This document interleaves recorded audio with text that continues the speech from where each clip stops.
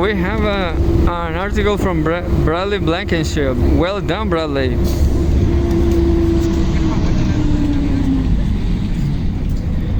Bradley Blankenship strikes again. August 9, 2024. Home World News. Washington's web of lies is backfiring over Venezuela.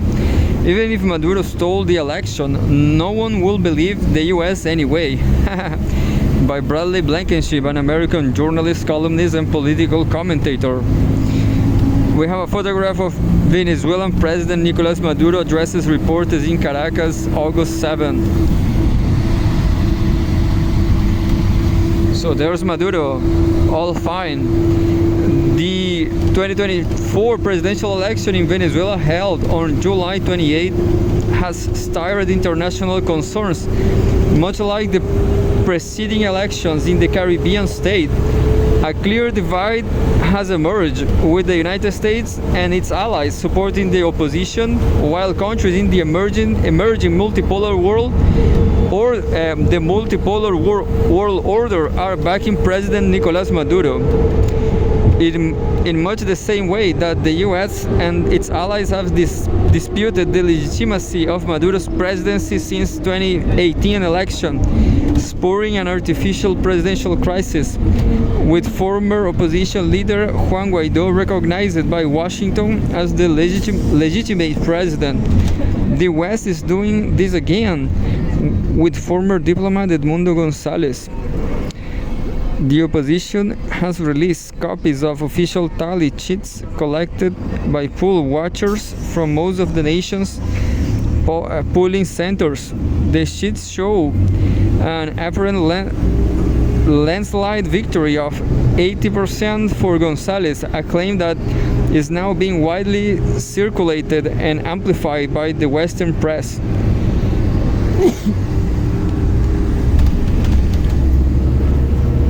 Meanwhile, the results released by the National Electoral Council show a narrow victory for Maduro with 52%, resulting in opposition protests. The Venezuelan government has criminalized such demonstrations and moved to stamp down opposition leaders. Given the state of the Venezuelan economy and widespread poverty, it is not outside the realm of basic reason that Maduro could have actually lost.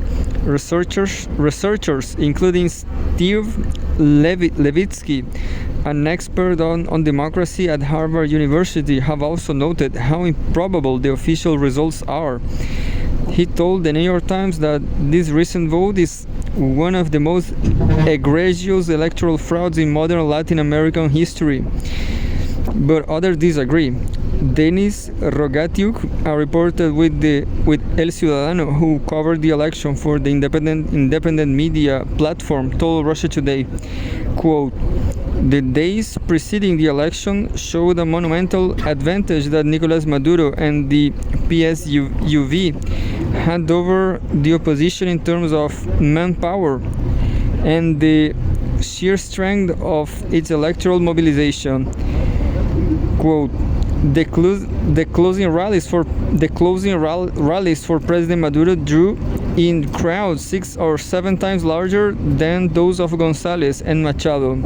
And the second bulletin released by the CNE on August 2nd showing 6,408,844 votes for Maduro aligned perfectly with this notion, and the fact that the combined membership of the PSUV and its allies parties is just over 6 million as well. He concluded, however, the more interesting dynamic with regard to the situation in Venezuela is the fact that the US is failing to garner the requisite support needed to apply the pressure it wants on Caracas. It shows a dwindling of American soft power in what was once considered the empire's backyard. For example, the situation in Bolivia in 2019, in which former President Evo Morales was forced to resign in the wake of widespread pressure from the police and military after international interference, has clearly left a sour taste in Latin Americans' collective mouths. The three most prominent countries in the region, Brazil, Mexico, and Colombia, have not condemned Maduro. In fact, the Organization of American States, OAS, which had previously passed a resolution against Morales in 2019, failed to pass a resolution over the situation in Venezuela. While 17 members voted to condemn Maduro, 11 abstained, including Brazil and Colombia, and 5 delegations, including Mexico, skipped this session altogether. The OAS needed 18 votes to pass it. Even the European Union has failed to muster support after Hungary blocked a joint statement by the bloc that would have cited flaws and irregularities in the election, forcing EU Foreign Policy Chief Josep Borrell to publish it in a personal capacity. What we see here is a classic case of the boy who cried wolf. The US has continually cried wolf over alleged breakdowns of democracy in Latin America, using its soft power toward independent government through international forums and mafia diplomacy. It has spawned coup after coup, leaving nothing but destruction and destruction in its wake. People in the hemisphere, and indeed the world, are sick of injustice and maltreatment. This time Washington may have actually been right.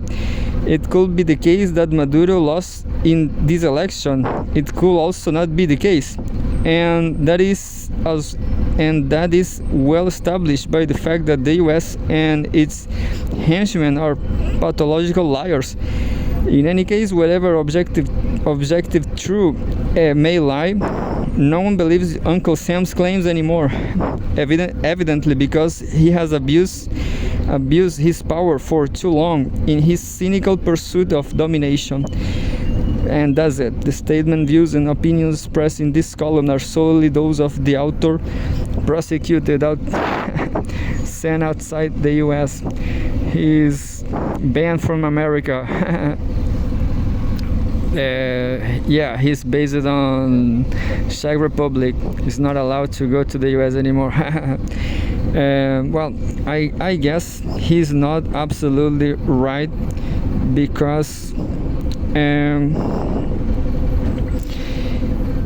let me see these details here in the first paragraph or something, a second.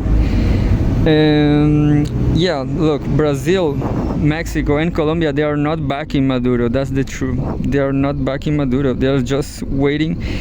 Lula, for example, in Brazil, he is waiting. He's under pressure too. Brazil is under pressure too. So Brazil is not backing Maduro, actually. What else?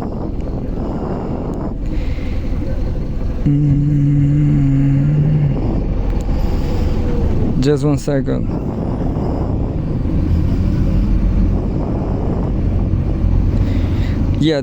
Given the state of Venezuelan economy and widespread poverty, it is not outside the realm of basic reason that Maduro could have actually lost. Venezuela actually is improving the last period because of oil sales. They are doing better now. So his economy is not anymore a reason for. Maybe it was in the past, but now is improving. The last period it was very it was better than long ago. And well, Bradley Blankenship didn't remember to say that that the British United Kingdom stole Venezuelan gold reserves.